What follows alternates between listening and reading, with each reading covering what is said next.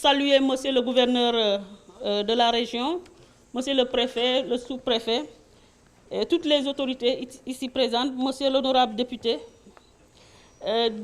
saluer les commerçants et les producteurs et toutes les autorités qui sont là. Je voudrais magnifier le rôle des producteurs, puisqu'il est vrai que l'État a mis en place une politique de régulation qui nous a permis de passer de 40 000 tonnes en 2005 à plus de 400 000 tonnes aujourd'hui.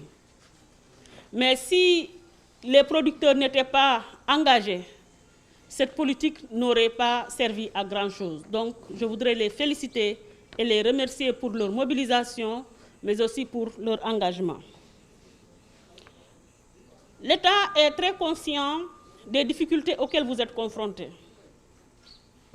Et le président de la République ne cesse de nous instruire, de prendre toutes les dispositions pour mettre en place des magasins de stockage afin de faciliter le stockage et donc de permettre une couverture des besoins alimentaires sur une période beaucoup plus longue.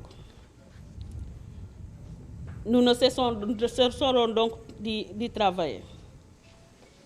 Je voudrais également rassurer les producteurs et les commerçants que le dispositif mis en place par l'État sera maintenu pour leur permettre d'écouler leur production. J'en profite pour remercier les commerçants, notamment M. Moussandaou, ces commerçants qui avaient bien voulu prendre sur eux la décision d'acheter les stocks en souffrance dans les champs, les stocks d'oignons, durant la pandémie. Ils ont été accompagnés, certes, par la délégation à l'entrepreneuriat rapide, suite aux instructions de son Excellence, Monsieur le Président de la République. Mais ils ont accepté de prendre le risque. Je voudrais les en remercier et leur assurer que l'État est également à leur côté pour toujours veiller à ce que nous trouvions les meilleures solutions qui seront bonnes à la fois pour les producteurs, les consommateurs, mais aussi les commerçants. Mais dire aussi qu'il est important que nous respections les prix. Parce qu'il y a de cela quelques jours, nous avons noté une certaine hausse des prix, ce qui nous a incité à prendre un arrêté pour fixer les prix producteurs à un maximum de 325 francs, au gros au maximum de 360 et aux consommateurs à 400 francs.